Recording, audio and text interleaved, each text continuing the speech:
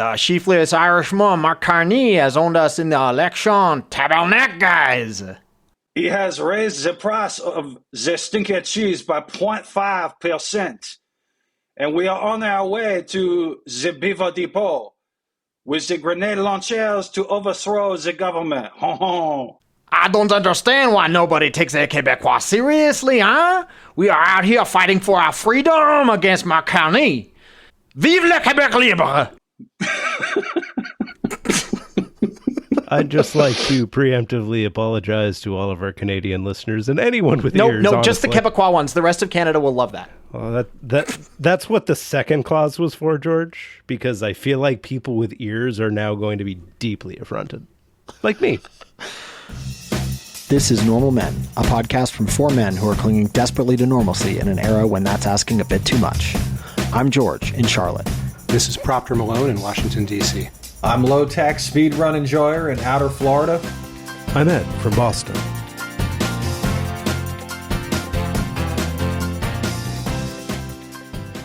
Welcome to Normal Men, where we're tracking sovereign citizen activity north of the border this week. To start, we had an absolutely incredible and, I mean, honestly a little scary, but the RCMP was on it, so the Mounties got on it so we can make jokes about it. Absolutely incredible situation in Quebec where Canadian Armed Forces personnel stole weapons from their base. Put that Diet Pepsi down, you Boston redheaded freak. Stole Armed Forces ordnance off their base and were trying to set up a militia to, I don't know, overthrow Ottawa or something. It didn't work, suffice to say. Mostly because the Quebecois were involved, but also because the Mounties did their jobs. Most competent French military operation.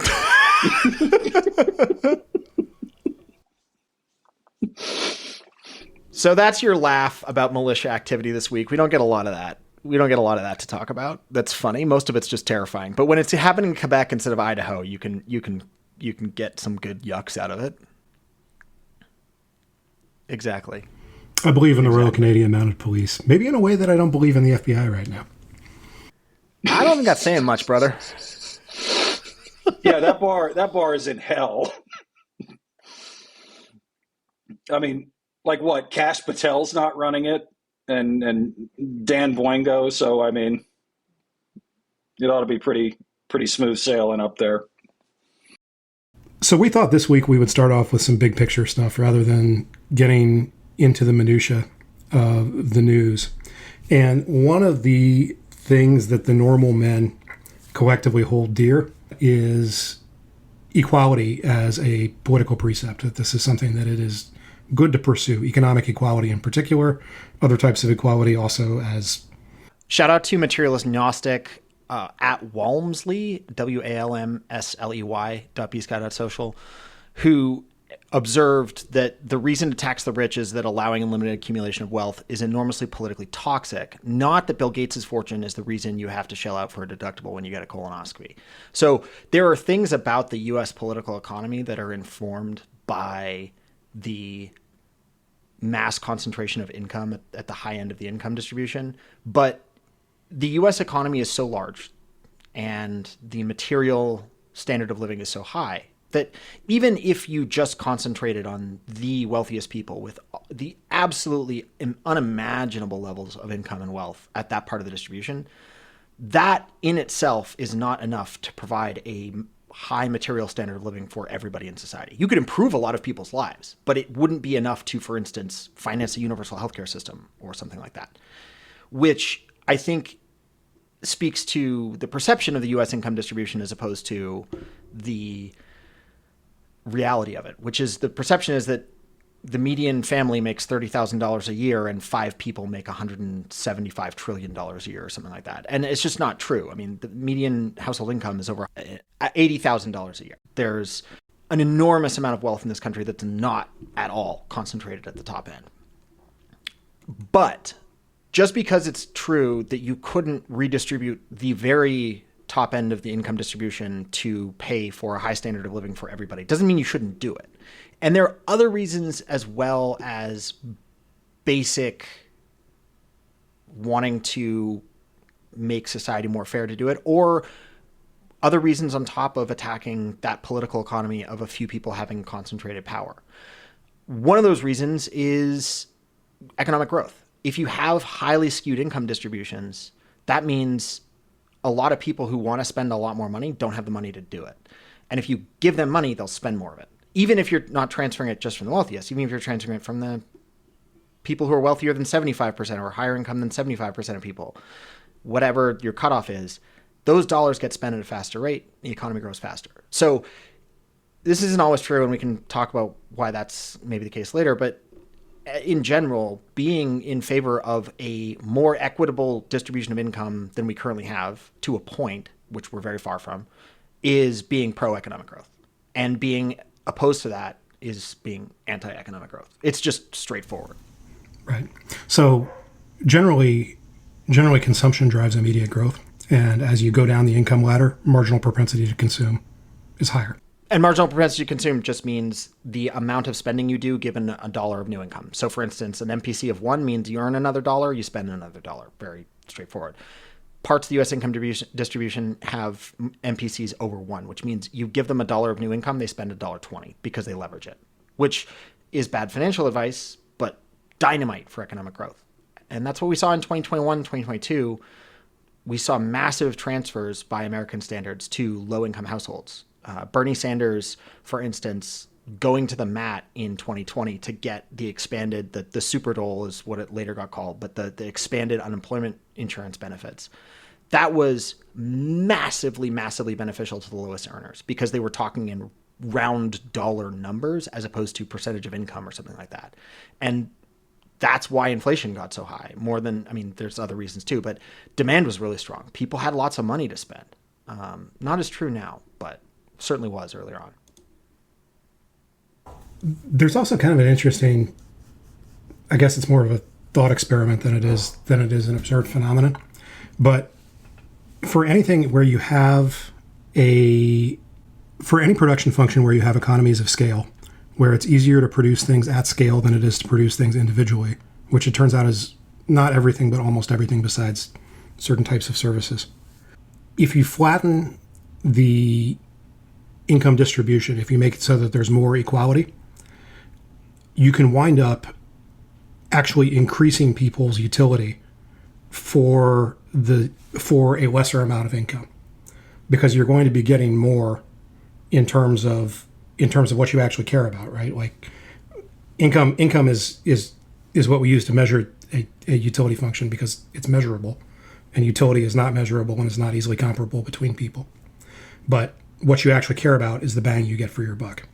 Economies of scale just means the more of something you make, the cheaper per unit it is. So for instance, if you make 1 million iPhones, they're going to cost a lot less per iPhone than if you make one, right? Utility, again, it's unknowable. We can't actually measure it.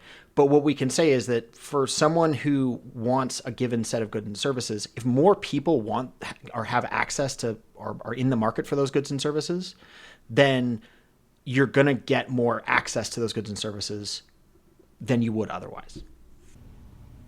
If you have a city that has a bunch of millionaires, you're going to have pretty good restaurants in that city. You're going to have a well-heeled customer base that is interested in eating out a lot. They're going to spend a lot of money at restaurants.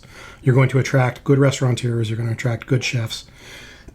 You're going to attract infrastructure that brings in good ingredients, and everybody's going to eat pretty well, at least at that top slice, that top broad slice of the income distribution.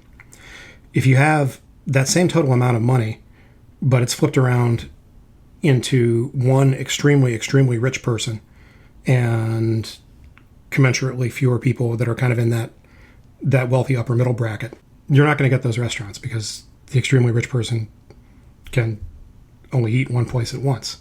They can hire a private chef, and that might maybe mean that they eat as well as they would in the dense consumer model. But it may also be that they eat worse than they would if they were poorer, comparatively, still very rich, but in a city that had a broader consumer base that supported the kind of things that they wanted to buy. And George mentioned iPhones a minute ago. You also get some pretty extreme network effects on some of these things, where you have things that are enabled by network effects, that only exist if there are enough consumers who can get over whatever the gating price is to get into the network. The internet is a much poorer place if fewer people have access to it. You know, if the internet is a place that you have to make $1 million a year to log on to, there's not much internet. Whereas if the internet is something that is freely accessible to many people, you get all the cat photos you want. Most technology improvements of the last 30, 40 years, probably longer, but I wasn't there, can really be attributed to being able to chase a larger consumer base, right? Like the iPhone is a good example, but it goes past that, right? I recently fell down a vintage camera hole, and it's not exactly because of the relentless march of time that all of that stuff has gotten better, cheaper, and is capable of recording 6K on the moon. It's because people wanted to buy it, right? And while that particular industry has gotten a little weird, thanks again, iPhone, there's definitely been substantial improvements in just things like optics, things like recording capabilities, just because more people are able to afford it. Right. And you see this in markets like automotive markets where there's a big difference between making a mass market car and making a luxury car that only a few people will be able to afford. And the mass market cars are very good. Are they as good as, the $500,000 supercars? Well, no, you'd probably rather have the $500,000 supercar, but there's not $450,000 worth of difference there. I mean, I don't know. Have you seen $500,000 cars? Like, they're usually British or Italian, and that's not generally a great recipe for good automaking. I say that just having owned them before. Not $500,000 ones, but I've owned a Fiat. The resident nerds have talked a lot about marginal propensity to consume, and we probably should at some point have a section about those folks who are over one, because for my sins, I have been adjacent to the buy now, pay later industry, and it's gross. But the other big problem, aside from just having an economy that works, is what we're seeing now around political power being able to concentrate based on what you can buy, right? And that applies both to rich individuals. Hi, Elon Musk, don't do the voice. But also businesses, right? Like having Disney own ABC probably has some impacts on what sort of framing you have around the importance of the movie industry to the American economy or whatever. Yeah, this is one of the reasons that one of the best things that Biden did in his term was give Lena Khan a Gundam thought. And I really can't emphasize enough how missing that, and not everyone missed that, but missing that was a huge whiff for the left, because her whole deal is attacking concentrations of power that capital creates in the political arena. Even if it's indirectly, she wasn't trying to overturn Citizens United, but she was attacking the concentrations of power within industries that allow the sorts of craziness we've seen unleashed by that particular Supreme Court decision, which basically said money is speech and that's it. You can't restrict it. It's also an interesting thing where you have an intersection of bad economics and bad political institutional design in the United States specifically, because I think this is a theme we keep coming back to on this podcast, where it's not just, we have an economically powerful entity that's misbehaving. It's doing that because our political infrastructure doesn't work properly. There's no good feedback to get in the way of that, because we have the Supreme Court in this instance. In other instances, it's the filibuster. In other instances, it's gerrymandering and other, whatever down the line, getting in the way and preventing the feedback through electoral politics. Turns out having V1 democracy has its downsides. Yeah, this is not exclusively a subnational problem. This is an international problem. Because if you have very high concentrations of wealth anywhere, as we've seen in recent years, we've seen this with Russian and Middle Eastern oil money. It's mostly petrodollars, because that tends to be where the really, really high differential, the really, really high wealth concentrations happen. We've seen that money come in and knock British democracy sideways we've seen it have a fairly deleterious effect on U.S. democracy, despite what Tulsi Gabbard has been saying in the last few days. I will say, though, Elon tried to go after British democracy and ran into the cult of Nigel. So I was actually cheering that one. Yeah, that doesn't end well. It shows up in the weirdest places, too, because some of our intrepid listeners probably know that I used to do esports stuff. And when they were not buying golf, KSA and related entities decided to try to buy video games. And unlike golf, they kind of succeeded, right? For a few years there, they were bankrolling pretty much everything that you could find in the esports space to a really, really delightful extent. Folks with pride flags going to Saudi Arabia to commentate events was a mood. But it's just weird. Like, the money has nowhere else to go to get that sort of whitewashing of international reputation. So it gets into the weirdest places. And that brings us back to the UK, because the English Premier League, which is the best single national soccer league in the entire world, and not close, is basically sustained by petrodollars at this point. There are clubs that are not awash in that kind of investment, but it's an incredibly important plank in the economics of the EPL. And if you're interested in this, you should definitely go listen to the Double Pivot podcast hosted by my friends Michael Cayley and Michael Goodman.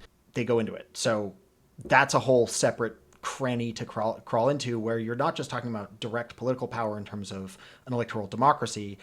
Saudi oil money isn't bankrolling reform, as far as I know, but it is having an enormous impact on UK culture and soft power, because they are very important, very, very important for one of the most important cultural exports the UK has left. The UK also has a bunch of distortive effects that are essentially linked to money laundering through, it's primarily London real estate, but it's kind of taken over a good chunk of the UK economy.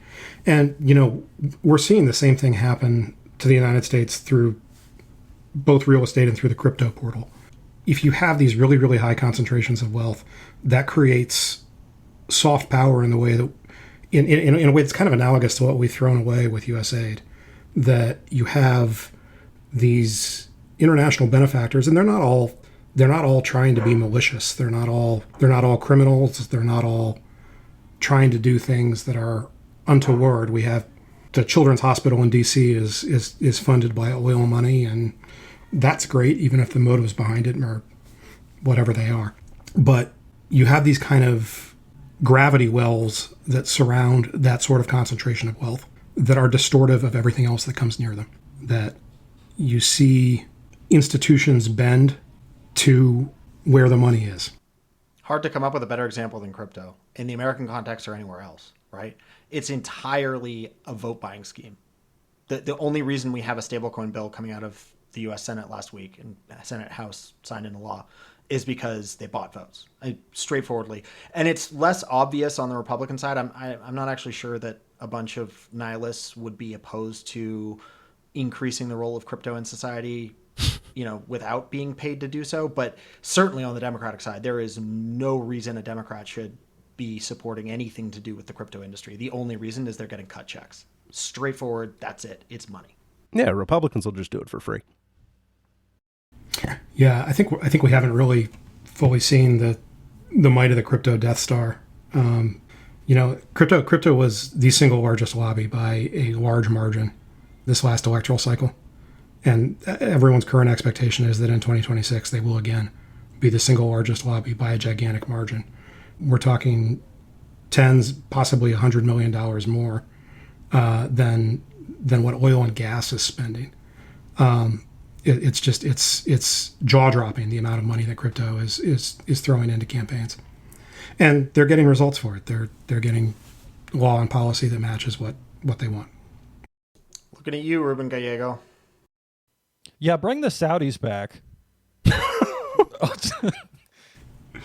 It's Gallego, but it's not just Gallego. There was a vote a while back that I went through, and I looked at the year of first election for every Democratic senator that voted for it, and it was everybody who was new to the Senate after, I want to say 2014 was on the crypto side of it. And There were also a few of the old guard who were on the crypto side.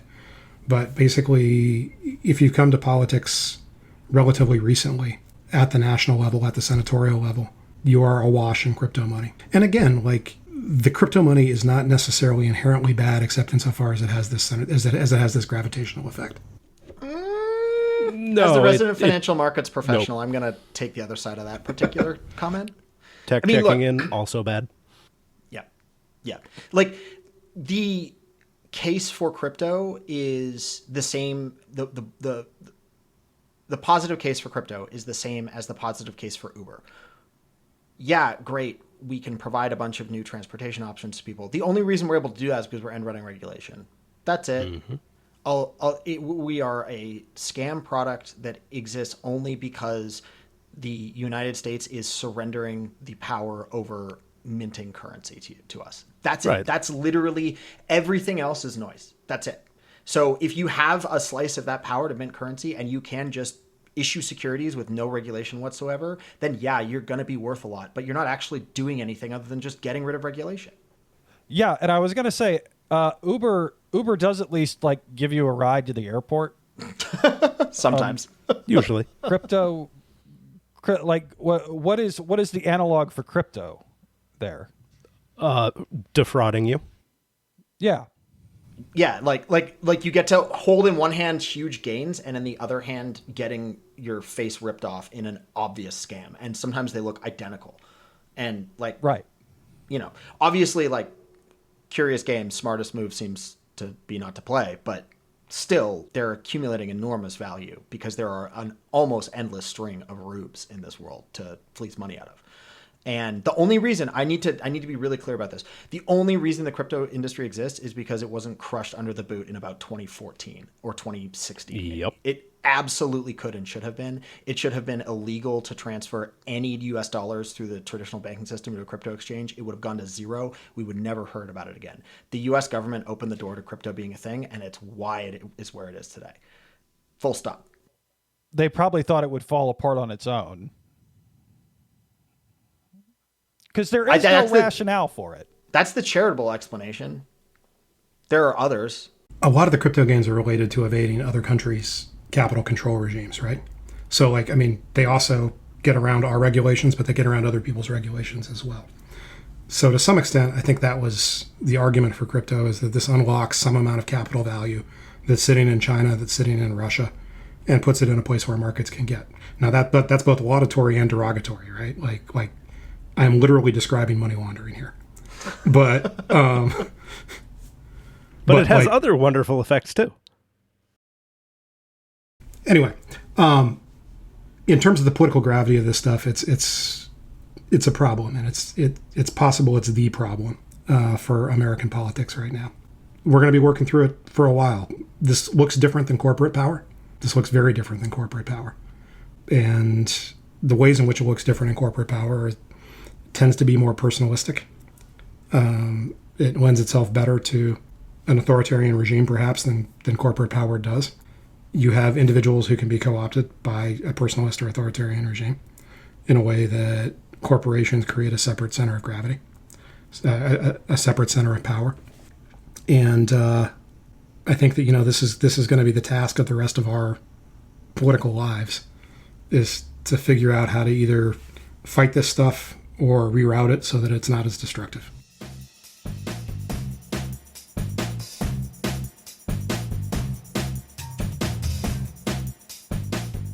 They're calling it the dumbest unraveling of a presidency in history, folks.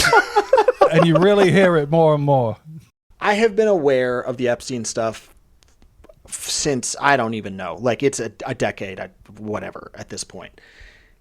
I have been aware of Donald Trump's involvement with Epstein for roughly as long, right? I mean, I am pretty sure TrueAnon, which if you really want to get into the Epstein stuff, there's a whole podcast.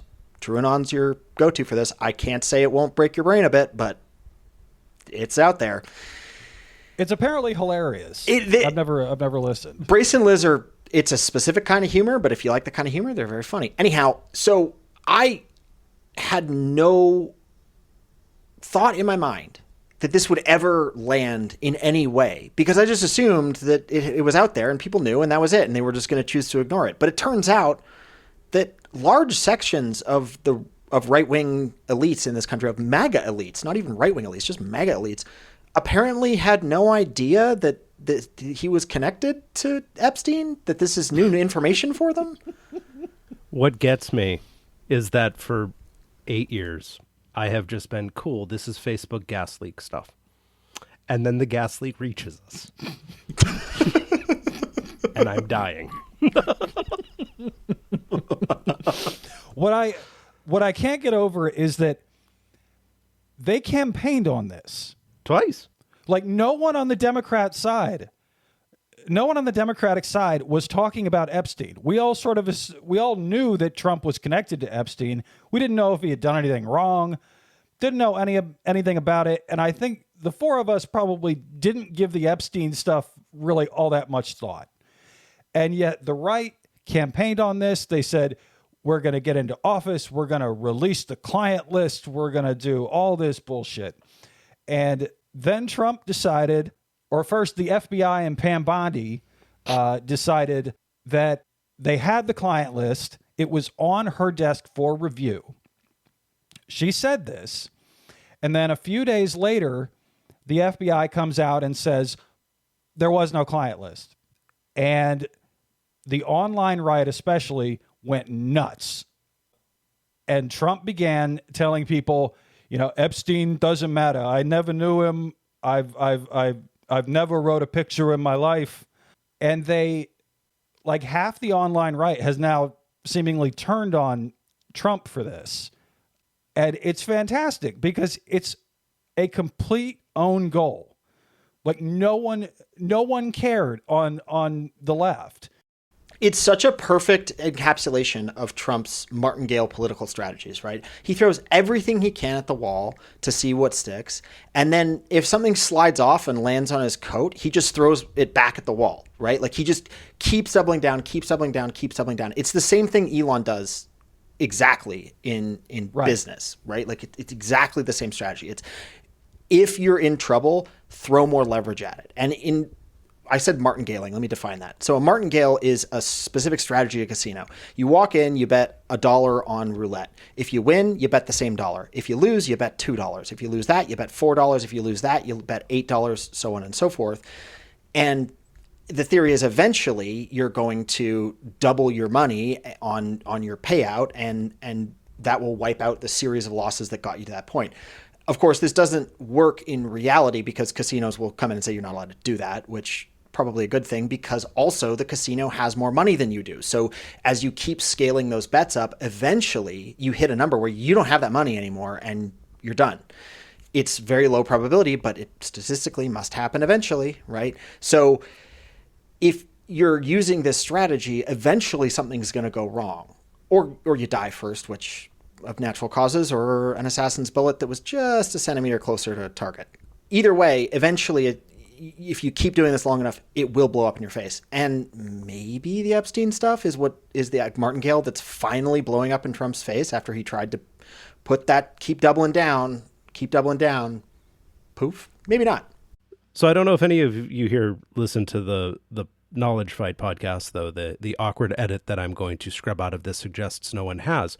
But they have a section called Formulaic Objections, where they go over a deposition from one of Alex Jones's several hilarious and evil lawsuits.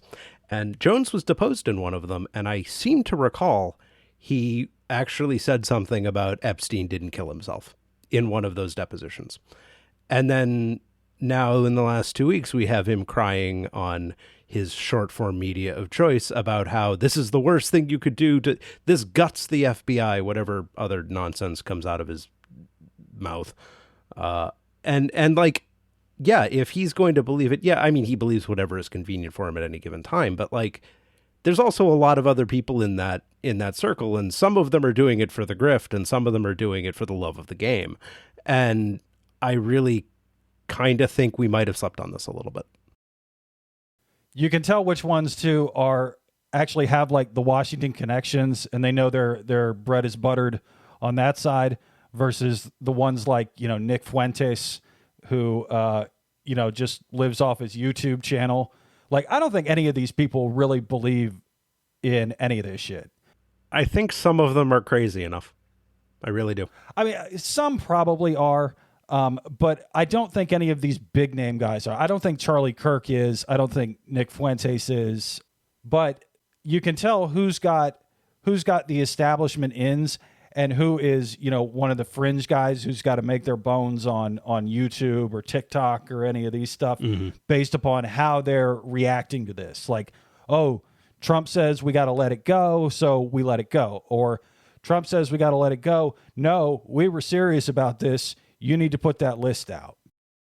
But now what list are they going to put out, right? Are they going to put out a list without Trump's name on it? Because they all think he's on it now. Well, so that's the big question, right? Like we've got reports that DOJ used 1,000 FBI agents to spend at least tens of thousands, maybe hundreds of thousands of man hours reviewing a large number of records back in March. What do we think is in those records? What do we think is in the files? Recipes. Nothing good for Trump. There is no question he was very socially close with a guy who was running a sex trafficking operation. That is not up for debate, right? That's media reports at the time, pictures it together. It goes on. I mean, he's on the flight logs. Like, it's not up for dispute. It can only get worse from there, right? Right. Yeah, I mean, Epstein comes across, in the letter that was published for Epstein's 50th birthday book binder thing.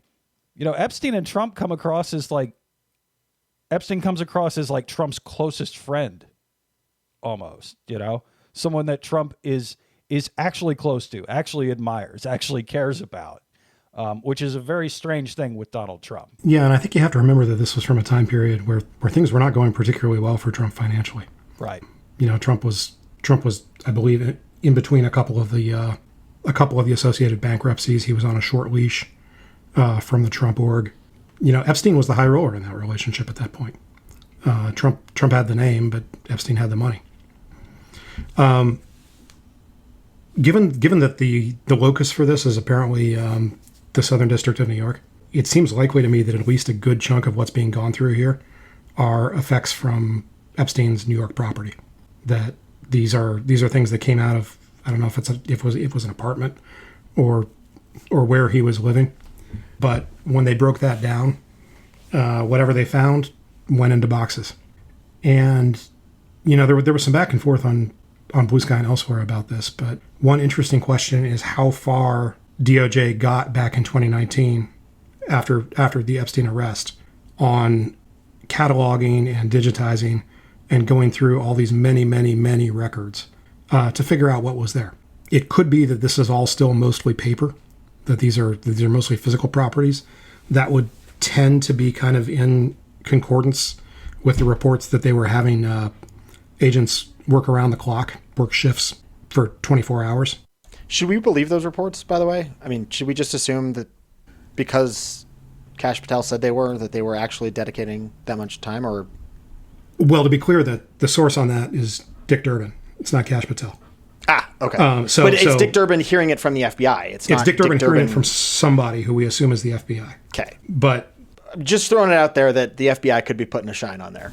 Sure, absolutely. And like, I mean, the New York FBI kind of got us into this whole mess back with Anthony Weiner, right? Like they leak constantly. I'm a little bit skeptical of some of the game of telephone that's clearly happening here between people who are involved in the operation but weren't core to it, who are now talking to Democratic senators and probably a lot of other people about what they saw because they see some opportunity here. I think it's a really interesting question who it is that's talking and why they're talking now. But I'm not sure we're going to get good answers to that question until the history of this is written in a couple of years. I suspect it might be more than a couple. Yeah, I mean, so far whoever it is wants to keep their name out of the papers, right? Like for sure. My wild ass speculation here is that they canned some of the people at DOJ that they maybe shouldn't have canned, who are now either angry enough or vengeful enough or whatever to go leak about this stuff because they're no longer associated with the FBI. I think it's J.D. Vance. He's trying to undermine. Worst betrayal ever. He's betraying Mr. Trump and his beautiful movement so that he can turn the White House back over to the globalists. I mean, we don't need to get into the conspiracy of why J.D. Vance just went to, was it Montana? I forget, where Montana. Yeah. the Murdochs have their compound. Is that a conspiracy, or is he just going to yell at Rupert? Which, by the way, can you imagine the look? Well, can you imagine the look on Rupert Murdoch, who's like 96 years old and is just not. I mean, you can't touch this guy. You can't. There's nothing the Trump administration can do because he's 96 years old. He doesn't care. He doesn't care. Nobody who's 96 cares about this stuff, right? So you got J.D. Vance, who's already one of the most pathetic visages in American politics, coming in to get all mad at you about a goddamn article in the Wall Street Journal. And can you imagine trying to keep a straight face with that guy yipping at you about it? It would be comical. He's just sighing heavily and just going like, "Arr, nar." These are not serious people. You need to work an Australian accent into that next time. We'll come back to you.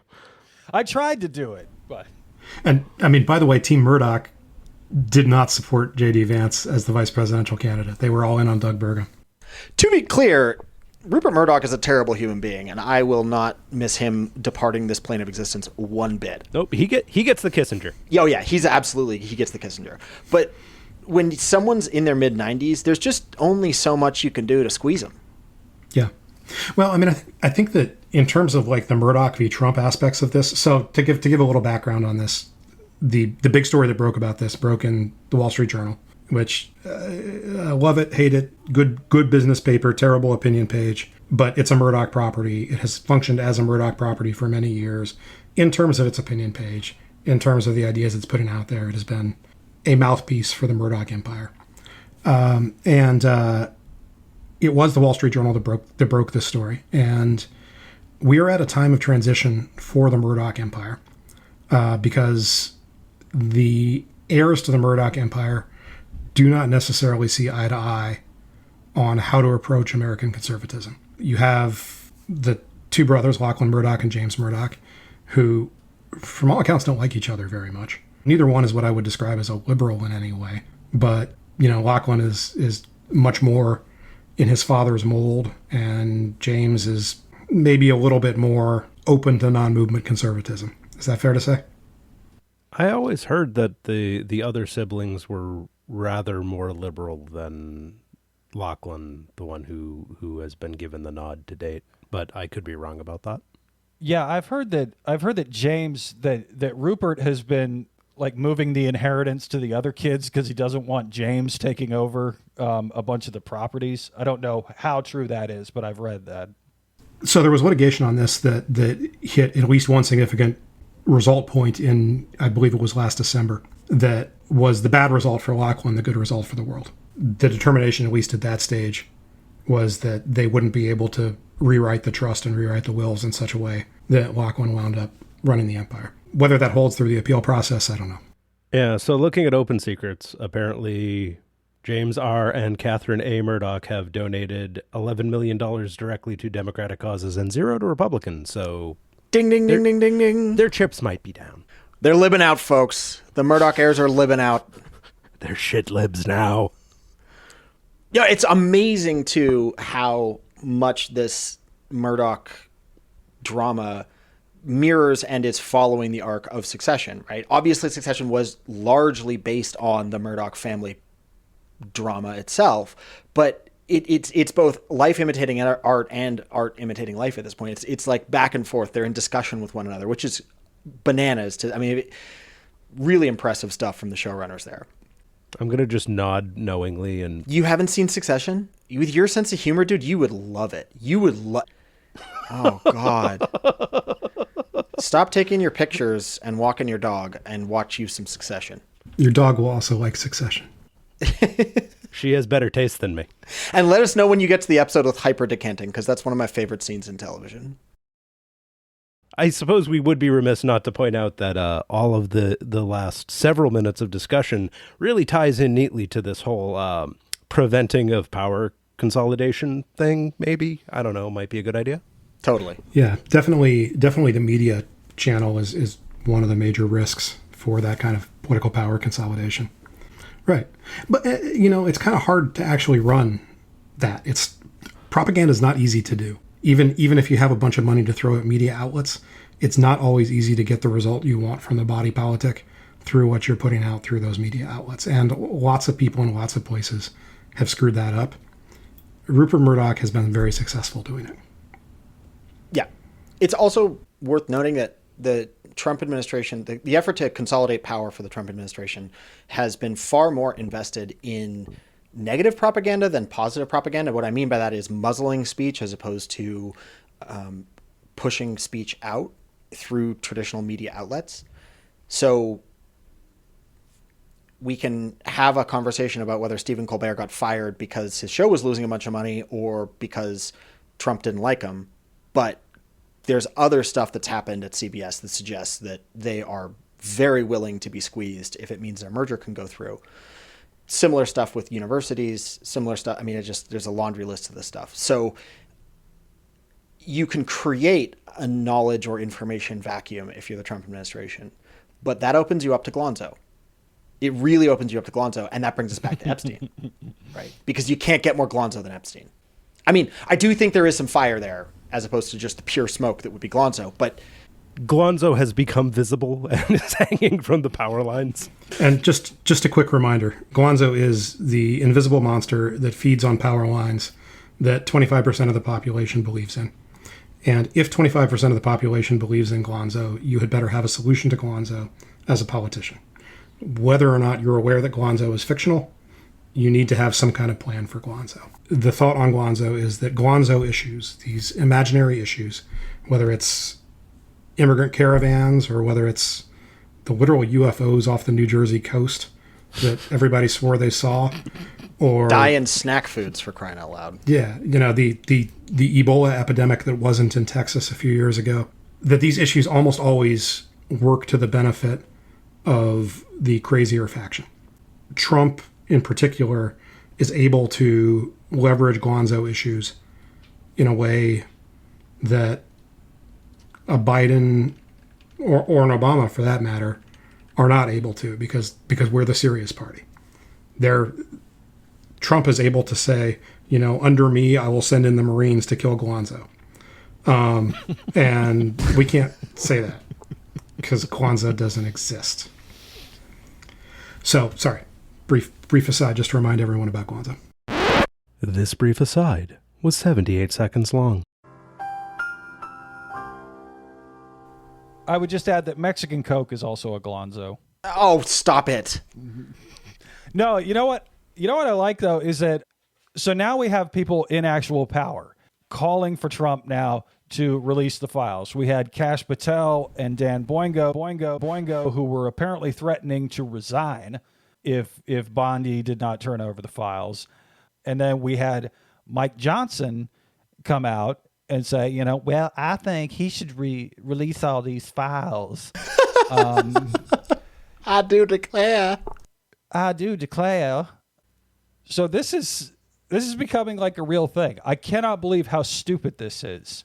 But I am fully on board with, I don't want the Democrats to be like pounding the table on it every day, but I do want them to just like jam the knife in a little bit, keep it on the radar and keep them freaking out about it.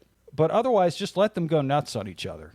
Yeah, I agree. I don't think it's something the Democratic politicians necessarily need to be talking about because this is a train that's rolling with them or without them. The more they talk about it, the more likely right wing is to get the one spark across their two neurons they're all time sharing that like maybe they should stop. I do think the perfect place for it is in a congressional hearing or something like that, or in a debate or whatever, as a one-liner.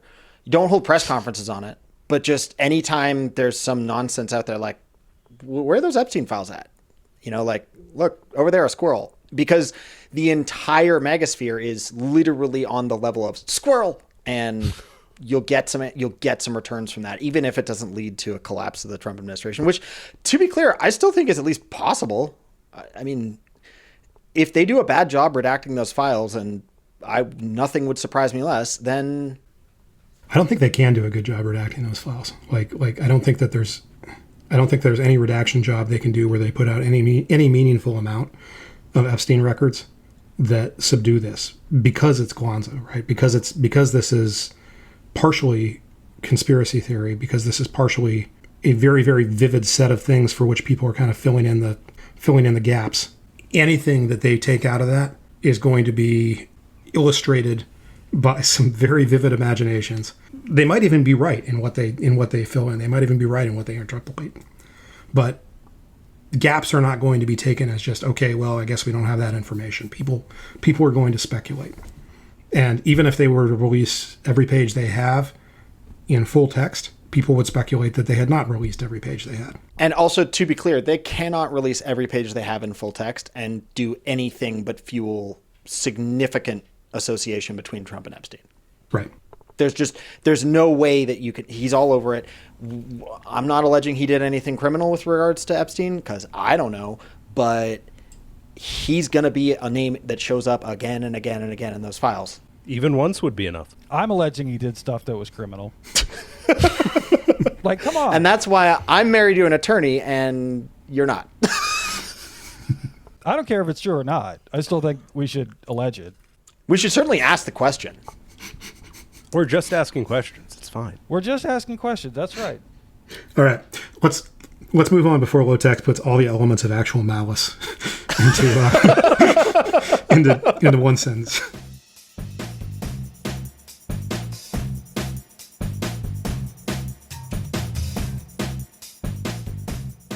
So I'm really disappointed now, guys, and I'll tell you why. Because as Proctor astutely mentioned, or maybe it was George, I don't know, I wasn't really listening, a lot of this seems to be coming out of the Southern District of New York. And I was like, oh, sweet, this is a great segue into the next block.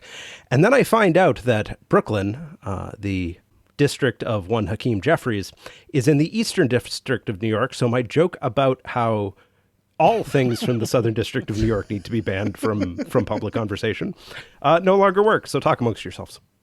Which is why we just need to ban New York from political discussions altogether. Connecticut, too. Yep.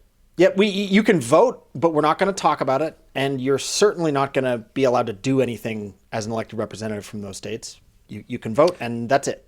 You start complaining, and then we say, look, we let you vote. You could be D.C. Yep. Shut up. And I know New Yorkers are going to say, yeah, but we gave you AOC. We're moving AOC to Wisconsin for a couple years so that we can count her as a Midwesterner, because Democrats from the Midwest are pretty much unbeatable based on a sample size of like 2.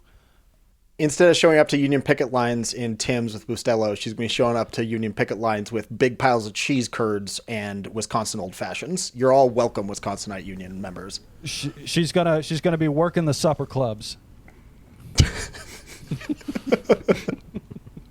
Yeah. So the internet has been afire in recent weeks with discussion and ongoing litigation about the New York City mayoral race.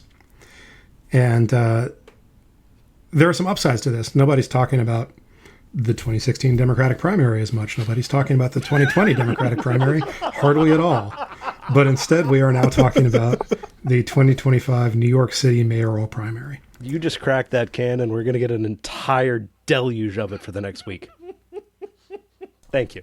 Put it out there in the universe, brother. I don't know what you were thinking with that one, but it's done now. Stop manifesting.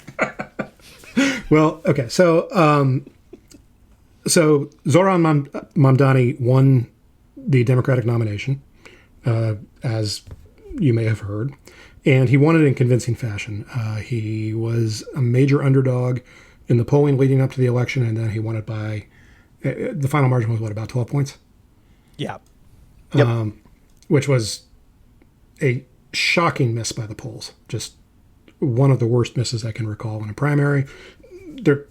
There's reasons to think that miss was plausible, but it was a big miss. Such as in our previous episode.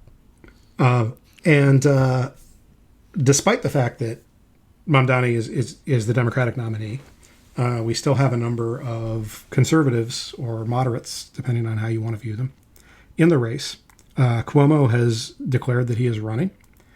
And not just that, he's already produced one of the funniest campaign ads, not intentionally on his part, very much not intentionally on his part. One of the funniest campaign ads I think I've ever seen, where he helps this young man jump his car. I lived in Manhattan for 4 years, and the idea of owning a car in New York City was like the most implausible luxury you can imagine. It was equivalent to flying a private jet.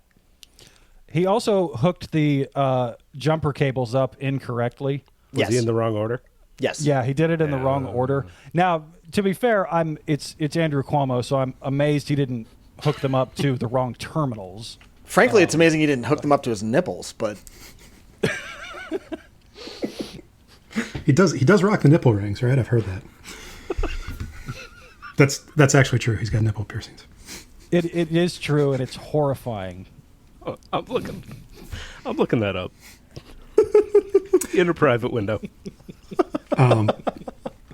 Yeah, so Cuomo's still in it to win it. Eric Adams is out there doing whatever Eric Adams does. He's fighting anti-Semitism. What are you talking about? In between hunting for the leprechauns underneath the city. Oh, God. Wait, how did I miss this entire discourse round in 2020? I guess other things were happening, but geez. Sorry, by that discourse, you mean the nipple rings? Yeah. Cool. Yep. You got to have a Google alert set up for nipple piercings. I'll get on that. Anyway, the Republican candidate, Curtis Sliwa, who runs for office pretty much every year in New York, is still in the mix also. The polling is thin, but it's pretty dire. I think it's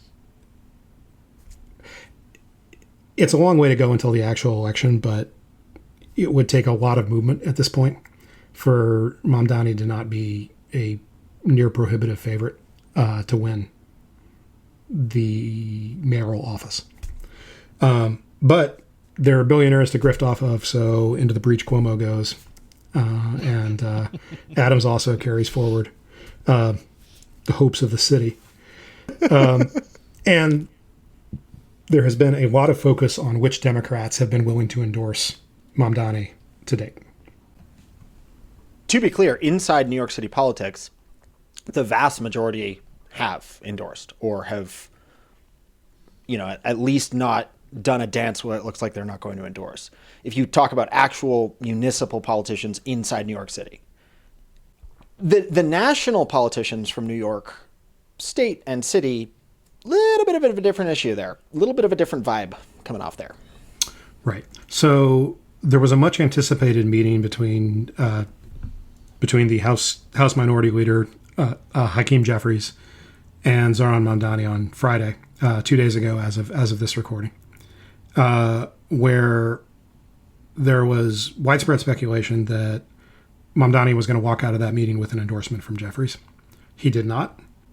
People are drawing conclusions from and are having big feelings about that lack of endorsement.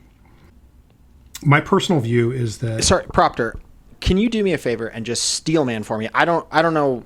We can talk about your view, and I'd love to hear what Lotax and Ed have to say about this too, but... The lie detector determined that was a lie. Can you just steelman for me why Jeffries shouldn't have endorsed Mamdani on election night of the primary? I mean, forget now, but what's the affirmative case for waiting for any reason? I think it's pretty reasonable to wait until you have a chance to sit down and meet with the guy. But one of the things that's kind of in the water here is that Jeffries is worried about a primary challenge in 2026. And I think there's some reason for him to be worried. This is a very anti-incumbent mood that it looks like we're headed towards for that election. And I think it's plausible that he could lose an election. New York is also talking about redistricting again. And the more vulnerable incumbents feel when we redistrict, the less we're going to be able to do in terms of aggression. So that's also another component. That said, at this point, it's been a while. Jeffries has had an opportunity to meet with Mamdani. I'm not worried about it at this point as long as he does endorse fairly soon. But at some point, he's got to endorse. You can't have somebody win the primary and not get the imprimatur of the highest ranking Democratic politician who happens to be in the same district. This is basic party hygiene, where the person who wins the primary ultimately has to have everybody behind him.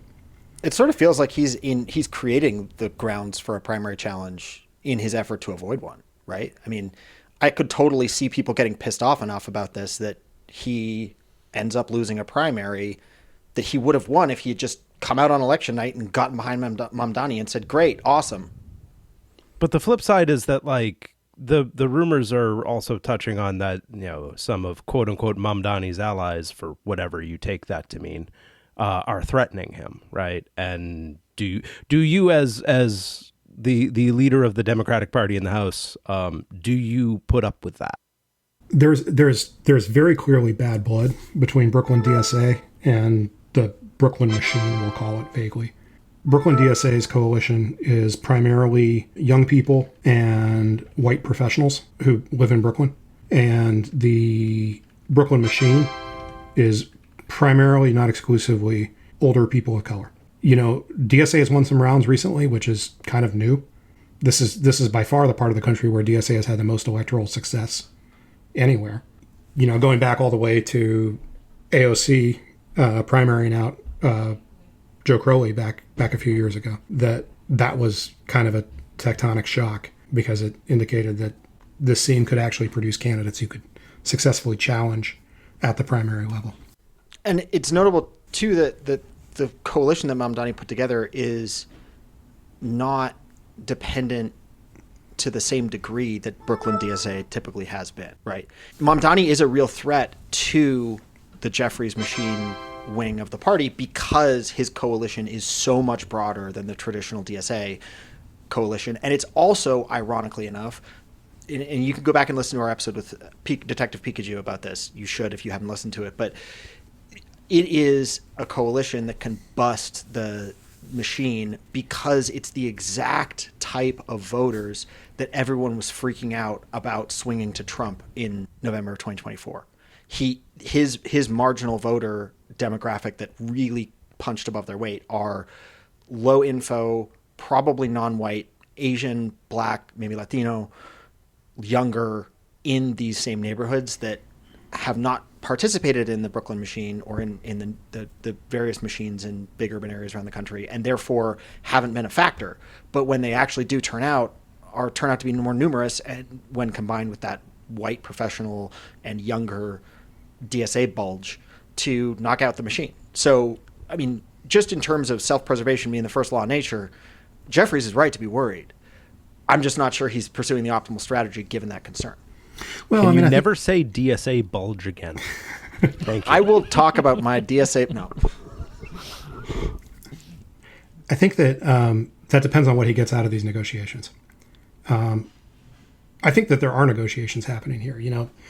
The readout of this meeting on Friday was that Jeffries and Mamdani were going to get back together with a bunch of national New York polls and a bunch of local New York polls in tow to talk about next steps. That seems to me to be a move because it's not sufficient to make peace between Jeffries and Mamdani, who are not directly in opposition. What you need to do is you need to make peace between the gangs here. Essentially, you need to figure out some kind of either power sharing arrangement or some kind of truce where DSA and the machine are either not directly opposing each other or they are directly opposing each other only in a limited way. If Jeffries gets that, if Jeffries avoids a primary challenge from DSA, then I think that's probably a win. To return to the steel manning for a second, I think Jeffries also believes, it's been reported, he said stuff like this, that Mamdani is going to be somebody who Republicans run against nationally. And he's worried about tying the fortunes of the National Democratic Party to Mamdani. I think that's kind of BS. It certainly reveals someone who hasn't spent much time watching Mamdani videos on Instagram. Yeah. I mean, like, the question is, how easy is it going to be to demagogue against Mamdani? If this is something where Fox is going to spin up the Wurlitzer and just trash him continuously for the next year and a half, then that's maybe a problem. But they're going to do that to anyone, right? They are. You could hand a broom to somebody and they'd be like, that broom is made of foreign straw, right? Like, they will do whatever they can. Right. The question is, how close do you want to be standing to the broom if you're Hakeem Jeffries? Yeah, but also at the same time, also, again, I don't think I agree with him on this, but that's the argument that he's allegedly making is that there is national peril. And I mean, to be fair, like, Mamdani is definitely to the left of the center of the Democratic Party nationally. There's no question about that. Yeah, but that doesn't matter. And I think that's the thing that the results in New York and the polling miss especially showed, is that the ideology, the valence of the ideology is very low, right? Yeah. Which is something that I personally am frustrated by for a bunch of reasons, because I think if the valence of ideology was higher in our national politics, we'd have a very different national politics. The valence of ideology in our national politics is extremely low, and it has been for a long time in a couple different ways. And what the median voter that Jeffries' thoughts here, or the sort of the mental model you're ascribing to Jeffries, we clearly don't have his mental model, but I think it's a reasonable estimation. That mental model is dependent on median voters setting by ideology. Nope, they don't do that. They set on vibes, baby. And to be clear, that's not the typical voter in this country. There's probably 80% of the electorate that is ideologically valent, but they're valent and locked in, and there's nothing you can do to break that.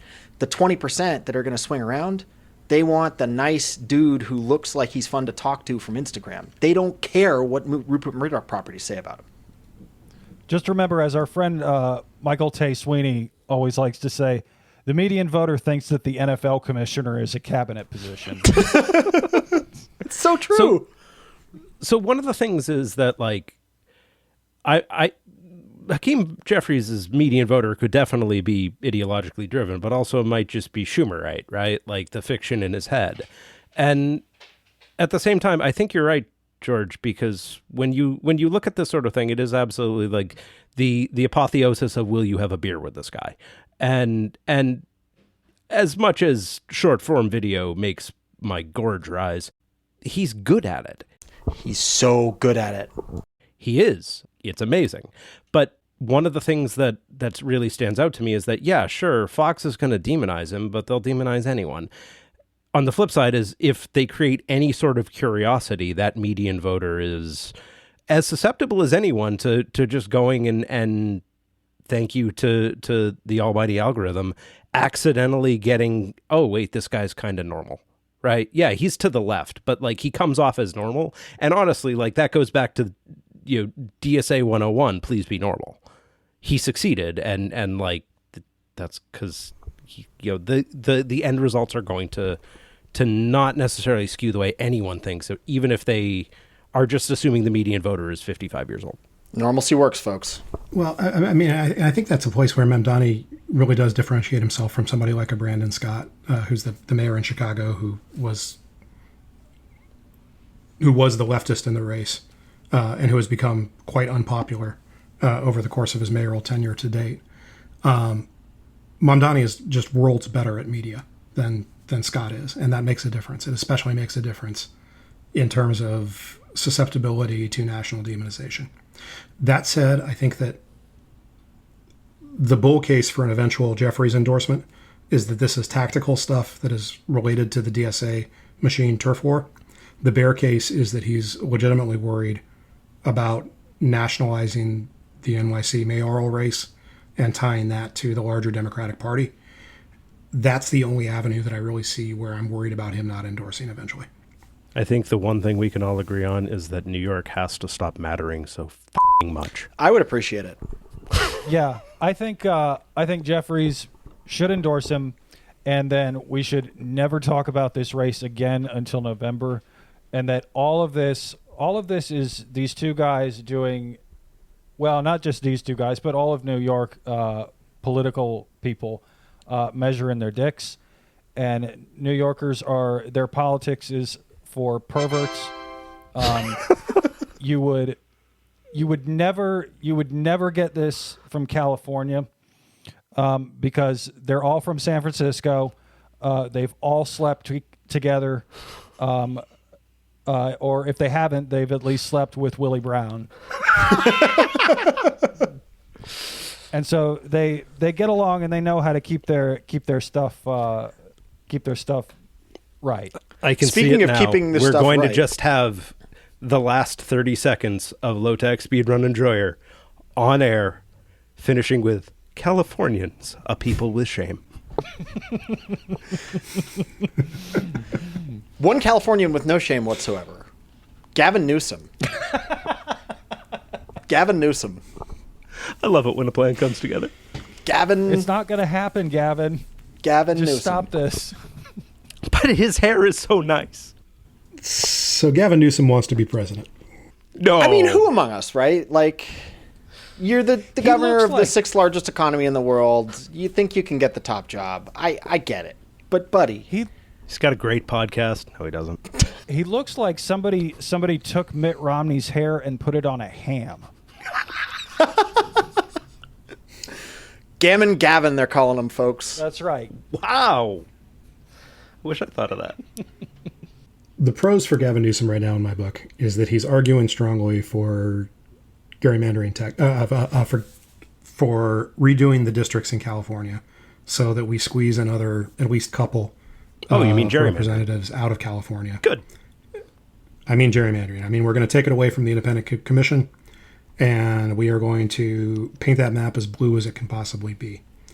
Which, if Texas does successfully gerrymander their districts and get even another couple seats out of that, which I'm still a little skeptical about their ability to do, will be just maybe a necessity for us. To put a pin in this for just a quick second, we need to do an episode sometime about the dummy mander because it's one of my favorite phenomenons in politics. So we're not going to talk about it right now, but because we mentioned Texas doing a gerrymander to squeeze a couple more seats out, folks, remember the term dummy mander. We will return to it. Anyhow, Proctor, you were saying.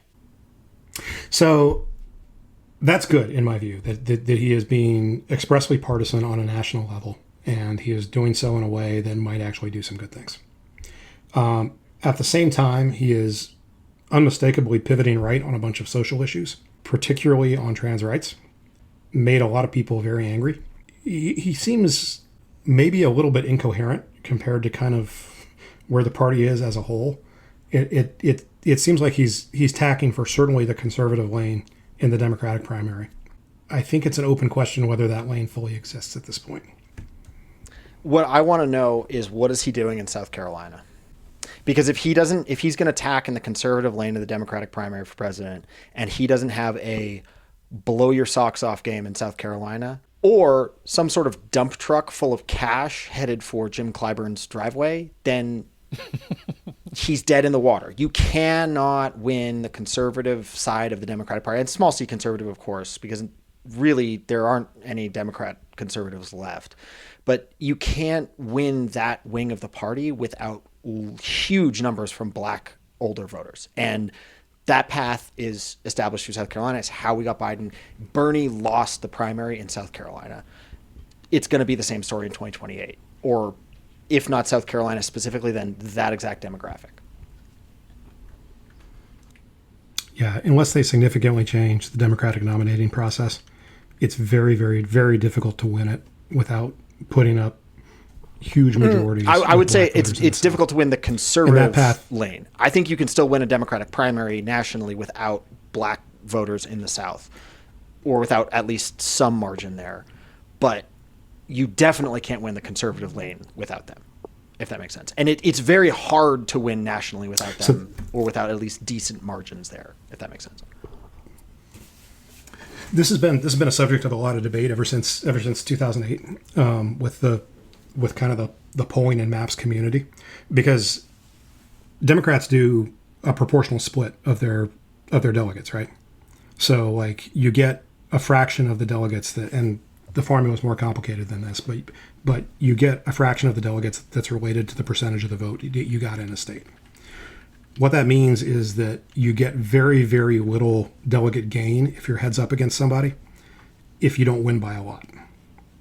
And the geography, unless things have really shifted in other states, the geography is such that the states where you get to win by a lot, if you have favorable demographics are the South. That's where you have essentially more of a monoculture in terms of what Democratic voters look like, because there are not that many non-black Democratic voters in the South. It's our entire problem. That's why we don't win it's starting to shift, and North Carolina is a great example of that, right?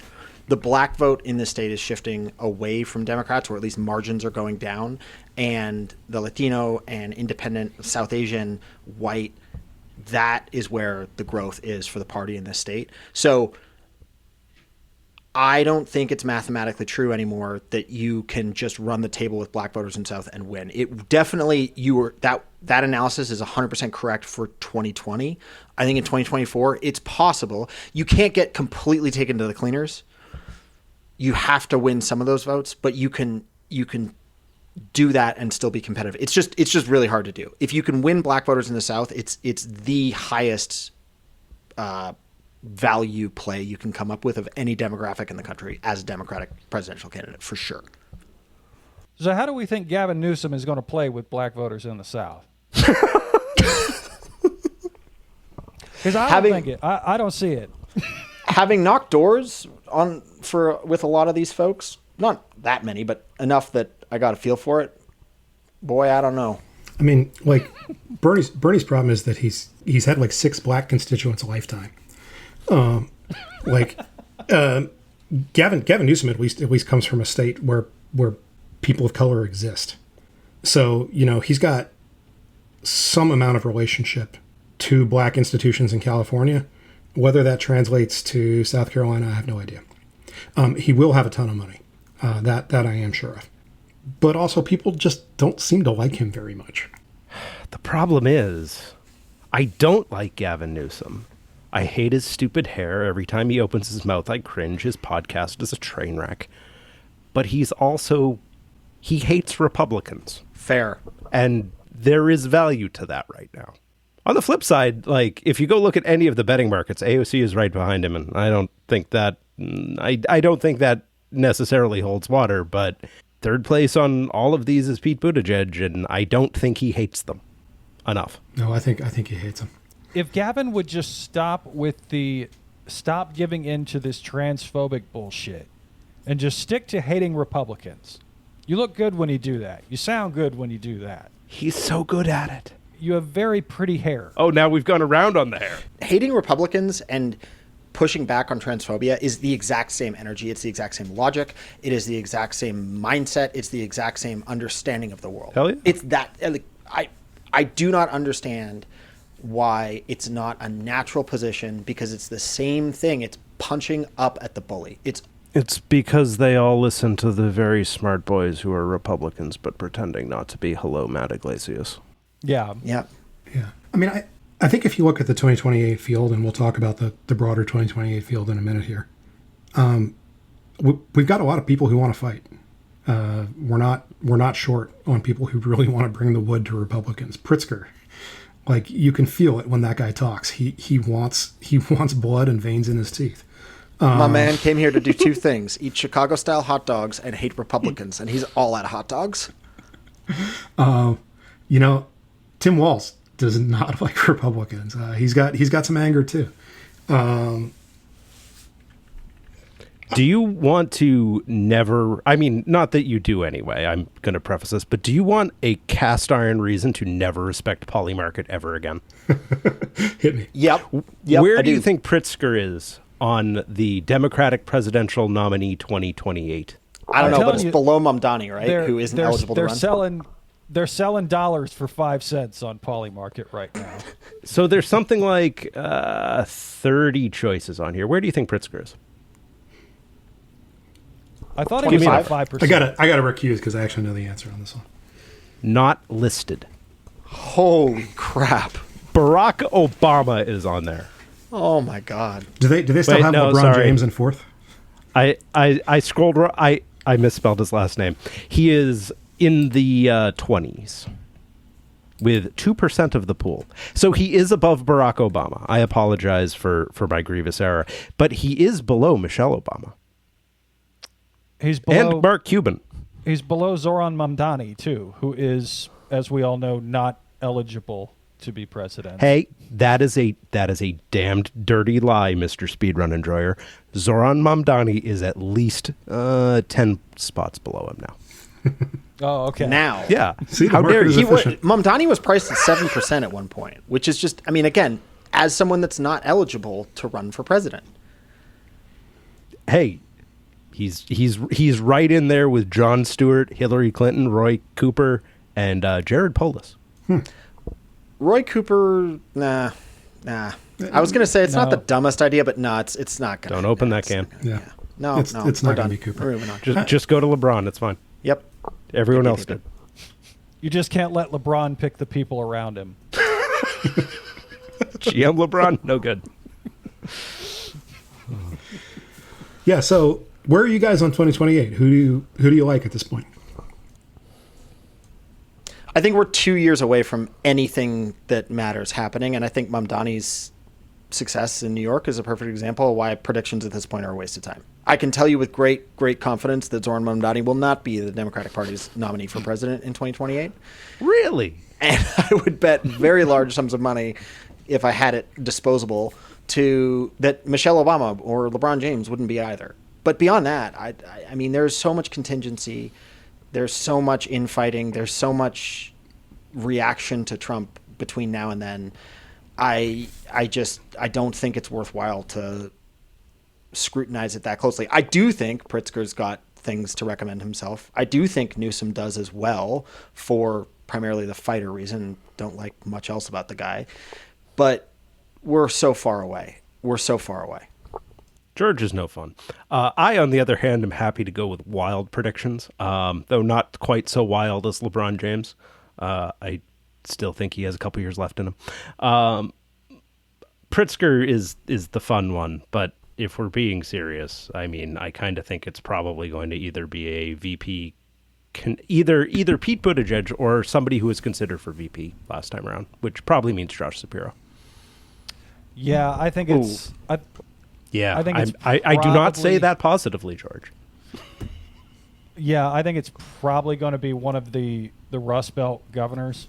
Somebody like John Ossoff would intrigue me, although I really don't want to have to re-win that seat with somebody else. We've got Reverend Raffi and such a nice boy John Ossoff in there. We're in a pretty good place in Georgia Senate wise. Warnock is the one whose term is up in 2028. He'd be an interesting candidate. I've kind of enjoyed how little attention the Senate is getting as a pool of candidates this time around. Nobody really seems to think it's going to be a senator, and I like that because I don't want it to be a senator. But a lot of time between now and then. None of the senators really jump out at me. No. Other than Ossoff and Warnock.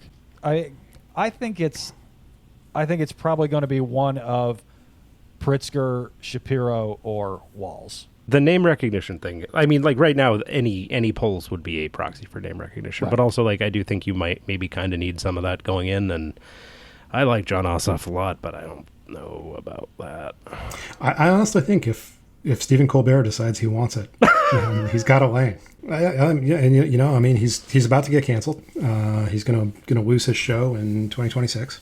He is, from all accounts, an extremely bright, extremely capable person. He has been involved in the business of politics for the last 20 years or so. Not from the lawmaking side, but he's got the kind of name recognition that we would love to have. He's very, very good in media. If you want a parallel to Mamdani, I would certainly vote for him in the general. I don't know if I'd vote for him in the primary, but I have to ask, because that is an inspired pick. How long were you working on that half-court shot?